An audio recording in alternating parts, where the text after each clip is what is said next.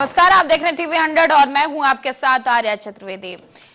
आप सभी का बहुत बहुत स्वागत है हमारे खास शो में। यूपी में सिस्टम फेल। दरअसल उत्तर प्रदेश में मथुरा और वाराणसी की घटनाओं ने एक बार फिर से कानून व्यवस्था और सिस्टम के पोल खोल दिए, जवाबदेही पर भी कड़े सवाल खड़े कर दिए। समाजवादी पार्टी के प्रमुख अखिलेश यादव ने इन मामलों को लेकर योगी आदित्यनाथ सरकार पर तीखा हमला बोला है। अब आपको बता दें कि वाराणसी के कॉलेज कैंपस में छात्र के मौत का मामला सबसे बड़ा, सबसे ज्यादा चिंता वाला बनता जा रहा है। जानकारी के मुताबिक आरोपी छात्र पहले से मानसिक दबाव और कथित शोषण से परेशान था और ऐसे में सवाल सबसे बड़ा यह है कि कॉलेज प्रशासन पर उठता है, क्या उन्हें इस तनाव और विवाद की जानकारी नहीं थी? अगर थी तो समय रहते कोई कदम क्यों नहीं उठाया गया? क्या कैंपस में काउंसलिंग सिस्टम, एंटी हैरेसमेंट और मैकेनिज्म और के साथ साथ सिक्योरिटी प्रोटोकॉल सिर्फ कागजों तक सीमित है? अगर एक छात्र इतना बड़ा कदम उठाने तक पहुंच जाता है तो यह संस्थागत विफलता नहीं है तो क्या है? दूसरी तरफ मथुरा में फरसा वाले बाबा की मौत को लेकर बवाल मचा हुआ। पुलिस इसे हादसा बता रही है, लेकिन सवाल यहाँ भी नहीं कम उठ रहे हैं क्योंकि घटना के बाद लोगों का आक्रोश, पथराव और तनाव ये दिखाता है कि कहीं ना कहीं भरोसे की कमी है। और क्या पुलिस पहले से हालात को भांपने में विफल रही है? तमाम सवाल लगातार खड़े हो रहे हैं। क्या स्थानीय इंटेलिजेंस और निगरानी तंत्र काम नहीं कर रहा था? सबसे अहम बात यह है कि घटना के बाद कार्रवाई कितनी तेज और कितनी पारदर्शी रही है? क्या दोषियों की पहचान और जवाबदेही तय की जाएगी या मामला वक्त के साथ ठंडे बस्ते में चला जाएगा? यह सिर्फ दो घटनाओं की बात नहीं बल्कि पूरे सिस्टम की परीक्षा है। कॉलेज प्रशासन और पुलिस दोनों पर सवाल है। क्या सरकार इन सवालों का जवाब देगी और क्या भविष्य में ऐसी घटनाओं को रोकने के लिए कोई ठोस कदम या ठोस सुधार किए जाएंगे? ये लगातार सवाल बने हुए हैं और आज इसी पर करेंगे बहस क्योंकि मुद्दा उत्तर प्रदेश के लिए गर्म है। लगातार इन मुद्दों को लेकर, इन सवालों को लेकर विपक्ष भी सवाल उठा रहा है कि जहां दावे किए जा रहे थे कि उत्तर प्रदेश में सब चंगा है, कहीं दंगा नहीं हो रहे हैं, कहीं कोई घटनाएं नहीं हो रही हैं, उसके बाद भी एक कॉलेज कैंपस में एक बच्चे को, एक छात्र को सरेआम गोली मार दी जाती है, बाबा को सरेआम उसकी हत्या कर दी जाती है। तब तमाम सवाल उठ रहे हैं कि आखिरकार प्रशासन क्या कर रहा है? प्रशासन के नाक के नीचे इतनी बड़ी घटनाएं कैसे हो रही है? लगातार विपक्ष भी इस पूरे मुद्दे को लेकर हमला, इसी पर करेंगे चर्चा में शामिल होने के लिए हमारे साथ तमाम मेहमान जुड़ चुके हैं। एक एक करके सभी का तारुफ करवा देते हैं। आपको बता दें कि एहसान खान राजनीतिक विश्लेषक हमारे साथ जुड़ चुके हैं, संदीप चौधरी भी राजनीतिक विश्लेषक हैं, बहुत बखूबी से राजनीति को समझते हैं, वो भी हमारे साथ जुड़ चुके हैं, अमित तिवारी राजनीतिक विश्लेषक है हमारे साथ जुड़ चुके हैं। आप सभी का बहुत बहुत स्वागत है टीवी 100 पर। एहसान खान जी, आपसे ही चर्चा की शुरुआत कर लेते हैं। क्या आपको भी लगता है कि उत्तर प्रदेश में सब चंगा है? क्योंकि सीएम योगी आदित्यनाथ वो दौर याद दिलाते हैं 2017 से पहले का कि जंगल राज हुआ करता था और अब सब चंगा है, लेकिन क्या आपको लगता है कि चंगा है? एक कॉलेज कैंपस में सरेआम एक छात्र को गोली मार दी जाती है, बाबा की हत्या कर दी जाती है, ऐसे में भी सब चंगाई सी? एहसान खान जी। बहुत बहुत धन्यवाद। नहीं, उत्तर प्रदेश बदल गया है। शायद मैं उत्तर प्रदेश का रहने वाला हूँ और बड़ी बेबाकी से कहना चाहता हूँ कि जो सबसे पहले का उत्तर प्रदेश था, कहीं ना कहीं भय के माहौल में उत्तर प्रदेश के निवासी रहते थे। बहन बेटियां स्कूल कॉलेज जाने में डरती थी। ये नहीं लगता था कि हमारी बेटी या बेटा हमारा कॉलेज के जा रहा है, वो वापस आएगा नहीं आएगा। मुजफ्फरनगर मेरठ दंगा हो या फिर सहारनपुर दंगा हो, तो ऐसे दंगों से इतिहास लिखा गया था उत्तर प्रदेश का। योगी जी जैसे सरेआम हत्याएं हो रही हैं। एहसान जी, आप कह रहे हैं कि उत्तर प्रदेश बदल गया, इतना बदल गया उत्तर प्रदेश की कॉलेज कैंपस के अंदर घुसकर सरेआम गोली चला दी गई। एक युवक पर जब तक गोलियां चलाई गई, एक छात्र पर जब तक वो मर नहीं गया। इतना भयमुक्त, इतना चेंजेस। ये घटना निंदनीय है, ये घटना दुखदायी है, ऐसी घटना नहीं होनी चाहिए। फिर सब चंगा कैसे? फिर कब सब चंगा कैसे एहसान जी? मैं बता रहा हूँ, जो सिटी वाले छात्र थे बहन बेटियों के ऊपर, वो दिखते हैं आपको? अपराधी जोड़कर गले में पट्टी कर दिखाई देते हैं कि बाबा मुझे माफ कर दो, पुलिस मुझे माफ कर दे, क्या वो दिखाई नहीं देता आपको? हाँ, छुटपुट जो घटनाएं हो रही है वो निंदनीय नहीं होनी चाहिए, चाहे बाबा फरसी वाला हो, चाहे वो कॉलेज के अंदर हो, चाहे स्कूल के अंदर हो। जो घटनाएं हो रही है वो निंदनीय है, उसके ऊपर भी लगाम लगाई जा रही है। लेकिन आपने देखा होगा कि कोई अपराधी एक चौराहे से जाके दूसरे चौराहे तक उसकी उसकी उसको अंजाम दे दिया जाता है। ये उत्तर प्रदेश की पुलिस है, ये उत्तर प्रदेश का योगी शासन है। कहीं ना कहीं 80% काबू पा चुका है। 20% जो ऐसे हैं, जो अपराधी हैं, वो अभी अभी भी बिल में छुपे हुए हैं। कहीं ना कहीं वो घात लगाकर बैठते हैं और अंजाम देते हैं, लेकिन इसके ऊपर भी कार्रवाई हो जाएगी। किसी को नहीं बख्शा जाएगा। किसी जाति का हो, किसी धर्म का हो, किसी मजहब का हो, किसी पंथ का हो, किसी को नहीं बख्शा जाएगा। ये योगी जी का स्पष्ट कहना है। और आज उत्तर प्रदेश वाकई में बदल गया है, चाहे वो धर्म के स्थान, चाहे धार्मिक स्थल हो। ठीक है, आते हैं आपके पास। अमित तिवारी जी, कितना बदल गया उत्तर प्रदेश? इतना बदला उत्तर प्रदेश की सब चंगा से, या फिर इतना बदला उत्तर प्रदेश के कैंपस के अंदर सरेआम गोलियां चलाई जाती हैं? एक बाबा अगर किसी का पीछा करते हैं तो उसका एक्सीडेंट करवा दिया जाता है क्योंकि वो गौ रक्षक थे। इतना बदला उत्तर प्रदेश अमित जी? निश्चित तौर पे बदला है, मैं इसको इनकार नहीं करूंगा। बदला ये है कि जब 2017 में लोगों ने सनातनी सरकार के लिए वोट किया, राम मंदिर के नाम पे वोट किया, उसके बाद जो है उत्तर प्रदेश में आज उत्तर प्रदेश सबसे ज्यादा बीफ जो है इंपोर्टर बन गया, बीफ सप्लाई करने वाला पहला राज्य बन गया। आज संतों पे जो है उनकी छुट्टियां पकड़ के जो है उनके ऊपर कार्रवाई करती है। एक संत जो है एक शीर्ष कुर्सी पे मुख्यमंत्री बन के बैठे हुए हैं, उसके बावजूद जो है एक शंकराचार्य के शिष्यों को जो है उनकी छुट्टियां पकड़ के जो है उनको मारा जाता है, पीटा जाता है, उनके साथ अभद्रता की जाती है। और ये हालात हो गया कि पुलिस प्रशासन उनसे पूछ रहा है कि हम आपको शंकराचार्य मानते ही नहीं है।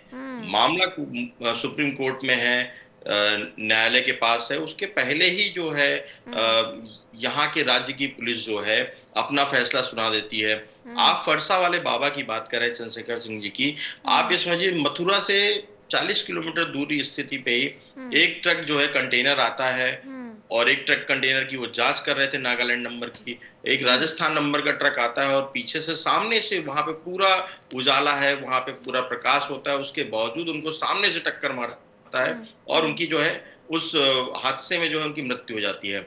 आप ये समझिए कि अब जो गौरक्षक हैं, जो बड़े बड़े दंश भरती थी भाजपा सरकार, जो माननीय योगी अमित तिवारी जी, योगी आदित्यनाथ खुले तौर पर कह रहे हैं कि बख्शा नहीं जाएगा ऐसे लोगों को, अपराधियों को बिल्कुल भी बख्शा नहीं जाएगा, सख्त कार्रवाई होगी। छिटपुट घटनाएं हो रही है, उन पे कार्रवाई की जा रही है। पहले से बदल गया उत्तर प्रदेश। 2017 से पहले का दौर देखते क्या स्थिति थी उत्तर प्रदेश में। गौरक्षकों के साथ जिस तरह की घटनाएं हो रही हैं, जिस तरह से गौरक्षकों को जो है जेल में डाला गया, चाहे फरीदाबाद की घटना हो रही हो, चाहे आपने गाजियाबाद की पिंकी जी की घटना रही हो, जिस तरह से गौरक्षकों को, हिंदू रक्षा दलों को जेल में डाला गया है, वो सबसे पूरा देश देख रहा है कि एक सनातनी सरकार जो है लगातार गौवंश जो छुट्टा जानवर है उनको तो आश्रय दे नहीं पा रही है।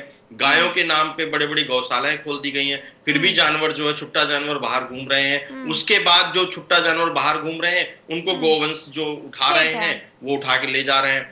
फरसे वाले बाबा जैसे गौरक्षक, हजारों गौरक्षक जो है रोज अपनी जो जान जो है जोखिम में डालकर ऐसे कंटेनर्स को पकड़ते हैं, ऐसे ट्रक वालों को। रोज आप देखती होंगी सोशल मीडिया के थ्रू बहुत सारे, अगर गौरक्षक दलों के आप वीडियो देखें तो रोज वो आए दिन ऐसे हजारों। चौधरी जी, कितना इत्तेफाक रखते हैं आप अमित जी के बातों से? कितना इत्तेफाक रखते हैं कि कितना बदला उत्तर प्रदेश? 9 साल का कार्यकाल हो चुका है और कहा यह जा रहा है कि सब चंगा से उत्तर प्रदेश में बदल गया है। दौर अब कानून का है, दौर अब लॉ एंड ऑर्डर का है। जो घटनाएं हो रही है उस पर तुरंत कार्रवाई हो रही है। आपको लगता है कि ये दौर वही है या फिर बदला है कुछ?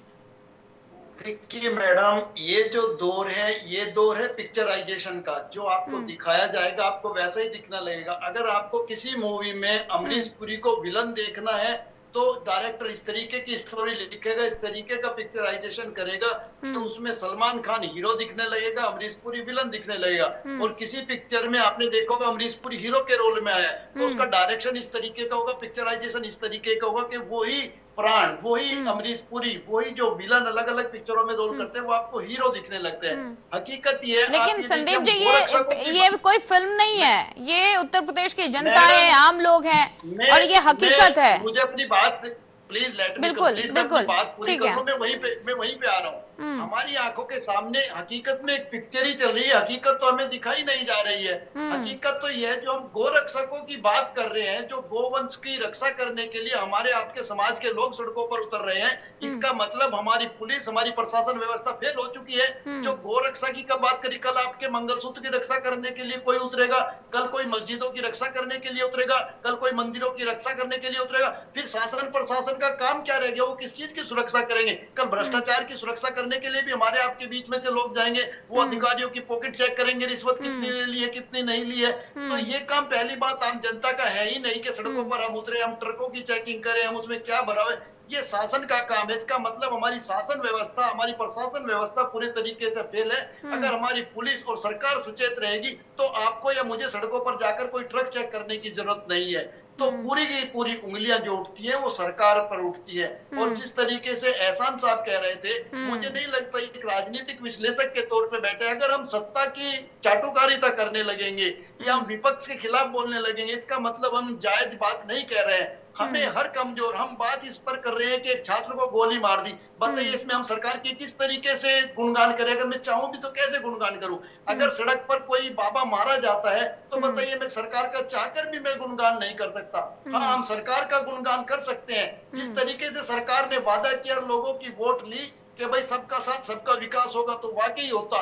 अगर जो 100 स्मार्ट सिटी बसाने की बात की थी, किसानों की आय 2 गुना करने की बात की थी, 1 रैंक 1 पेंशन की बात की थी, अगर वो सब चीजें होने लगे तो वाकई तारीफ होगी। लेकिन आप 50 किलो का जो बैग है खाद का, किसान का, मजदूर का, उसको 45 किलो का कर दोगे तो बताइए कैसे तारीफ होगी? आपने कहा था महंगाई कम कर देंगे, आज गैस के लिए लाइनें लगी हैं और गैस के सिलेंडर एकदम से 60 रुपए इतिहास में कभी नहीं बढ़े होंगे। जिस तरीके से डीजल पेट्रोल पर एकदम से इतनी हाइक आ जाती है, कभी नहीं। मैं चाहकर भी किस तरीके से, किस मुंह से सरकार की तारीफ करूं? जनता देख रही है, बच्चा बच्चा समझता है हिंदुस्तान में।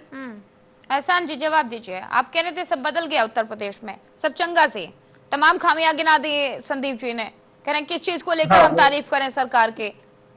बिल्कुल, संदीप जी का अपना मत हो सकता है, लेकिन आप जानते हो कि इस 20 दिन से पूरी दुनिया का अर्थव्यवस्था, पूरी दुनिया का व्यापार, पूरी दुनिया का तेल, तो पूरी दुनिया की LPG संकट में आई हुई है।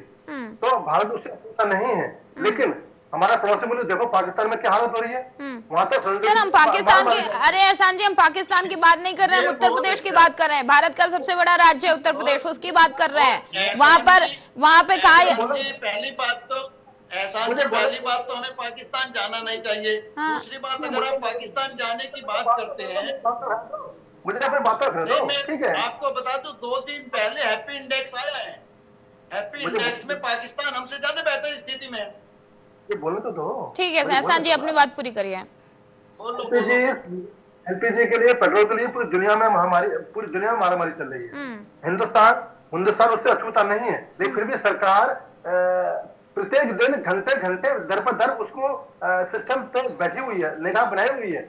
कोई दो राय नहीं है कि दुनिया में आज आफत मची हुई है, आज जंग का माहौल है दुनिया के अंदर, लेकिन भारत उस पर, उसकी अर्थव्यवस्था पे असर पड़ रहा है, इससे कोई लगा नहीं सकता, ये सत्य है। लेकिन फिर भी हिंदुस्तान अपने पैरों पर खड़ा हुआ है और जो चीज कमी है उसकी दूरी करने के लिए वचनबद्ध है। वही बात है उत्तर प्रदेश, मैं तुम्हें रहने वाला हूँ, बात हो रही है कि जो उत्तर प्रदेश में जो घटनाएं हो रही है निंदनीय, मैंने कहा है, लेकिन आपको नहीं दिखता कि सड़कों को जाल, आपको नहीं दिखता मेट्रो को जाल, आपको नहीं दिखता बिजली पर, आपको नहीं दिखता सरेआम लोगों को गोलियों से भून दिया जा रहा है। एहसान जी आपको नहीं दिख रहा है सरेआम किसी का हादसा किया जाता है, किसी का एक्सीडेंट किया जाता है, उसे हादसे में तब्दील करने की कोशिश की जाती है, आपको नहीं दिख रहा है? लॉ एंड ऑर्डर की बात करते हैं, जीरो टॉलरेंस की नीति की बात की जाती है उत्तर प्रदेश में, आपको नहीं दिख रहा है कि एक छात्र स्कूल में पढ़ने गया, उसके माँ बाप ने उसको पढ़ने के लिए भेजा, भविष्य उसको सुधारने के लिए भेजा, ना कि इसलिए भेजा कि उसको सरेआम गोलियों से रौंद दिया जाए, गोलियों से भून दिया जाए। क्या कर रहा है प्रशासन? अखिलेश यादव कह रहे हैं कि दबाव में है प्रशासन। अखिलेश यादव सीधा आरोप लगा रहे हैं कि दबाव में है, आपकी सरकार के हिसाब से चलेगा, लॉ अलग चल रहा है, ऑर्डर अलग चल रहा है। मुझे मौका मिला नहीं मिलेगा। मैं कहता हूँ जो घटना हो रही है निंदनीय है, लेकिन पहले सरकार में घटना होती थी तो लोग को हाथ नहीं आते थे, 10-10 साल लग जाते थे। आज तो 6 घंटे के अंदर, 4 घंटे के अंदर चौराहे पर उस अपराधियों को अंजाम दे दिया जाता है। फरसा वाले बाबा वाले मामले में क्या कितनी कार्रवाई की गई है? सांझी बताइए, कहाँ तक पहुंची कार्रवाई, कहाँ तक पहुंची कार्रवाई? मतलब हमारे बाबा की जो घटना हुई है, हाँ। वो घटना निंदनीय है, लेकिन सरकार बचन सारी घटनाएं तो निंदनीय ही है ना एहसान जी, सारी घटनाएं तो निंदनीय ही है। जिन अपराधियों ने ये घटना घटी है उसको अंजाम तक पहुंचाने के लिए केवल केवल अब 4 से घंटे ही चाहिए। आपने न्यूज पे फ्लैश चलेगी कि जिसने ये घटना को अंजाम दिया था आज एनकाउंटर में मारा गया या पकड़ा गया, जेल के अंदर होगा। ये योगी सरकार है, ये योगी की पुलिस है, किसी को नहीं बख्शा जाएगा, न कोई भी व्यक्ति हो। हाँ, सरकार को बदलाव करने की साजिश विपक्ष करता है, उसकी नीति है, करने दो। लेकिन आज उत्तर प्रदेश चैन सुकून से व्यापारी भी, शिक्षक भी, हमारी बहन बेटियां भी सच्ची तरीके से अपना कारोबार कर रही है, पढ़ रही है, लिख रही है, उसको नहीं निकाल सकते। हाँ, जो घटना हुई है उनका निस्तारण अवश्य होगा। योगी जी का विपक्ष का आदेश है कि इस देश के अंदर, इस प्रदेश के अंदर अपराध करेगा तो इंसान जेल में है या फिर कहीं और है। एहसान जी सुनिए ना, सवाल ये खड़ा होता है कि अगर इतनी जीरो टॉलरेंस की नीति अपनाई जाती है, इतना भय पैदा किया जा रहा है अपराधियों में कि अगर आप कोई भी हत्या करते हैं, कोई भी ऐसा कदम उठाते हैं तो आपको बख्शा नहीं जाएगा, उसके बाद भी अपराधी बेलगाम है। कॉलेज कैंपस के अंदर एक छात्र को लिटा के सरेआम गोली मारी जा रही है, धड़ाधड़, एक नहीं 8 गोलियां मारी गई। एक बाबा का सरेआम एक्सीडेंट कर दिया जाता है क्योंकि वो गौरक्षक है, पीछा कर रहा है। इतना बेखौफ अपराधी आपकी सरकार में, योगी की सरकार में, जहां पर लगातार दुआई दी जाती है कि जीरो टॉलरेंस, कैसे? बाबा की सरकार में अपराधी नहीं है और बेखौफ भी नहीं है। फिर ये कौन है? फिर ये कौन लोग हैं एहसान जी, कौन लोग हैं ये? उसका अंजाम उनको ढूंढना पड़ेगा। अरे कब? एहसान जी ने जो है एक चश्मा पहन लिया है, हाँ। उस चश्मे को जरा साफ करिए, काफी मिट्टी जम चुकी है उसमें। आप ये समझिए कि पुलिस प्रशासन की व्यवस्था जो एहसान भाई आप बता रहे हैं, सबसे बड़ी चीज है कि कल ही की घटना मैं आपको बता रहा हूँ। मेरठ में क्या हुआ कि कहीं पे 2 समुदाय के लोग जुआ खेल रहे थे, वहां पे एक प्रधान के भाई थे, 2 सगे भाइयों की हत्या कर दी जाती है। एक पक्ष जो है धारदार हथियारों से हत्या करता है और 2 सगे भाइयों सईमुद्दीन और भूरा की हत्या हो जाती है। प्रधान है, ग्राम प्रधान है। आप ये पुलिस प्रशासन की बात कर रहे हैं। आए दिन आप नोएडा एनसीआर में आप भी रहते हैं, नोएडा एनसीआर में जो है छीना झपटी की, चेन स्नैचिंग की रोज जो है आए दिन इतनी घटनाएं होती हैं जिनको लोग डर के मारे नहीं जाते पुलिस स्टेशन, क्योंकि उनको लिखा ही नहीं जाता, उनको एनसीआर से एफआईआर में तब्दीली नहीं होता है।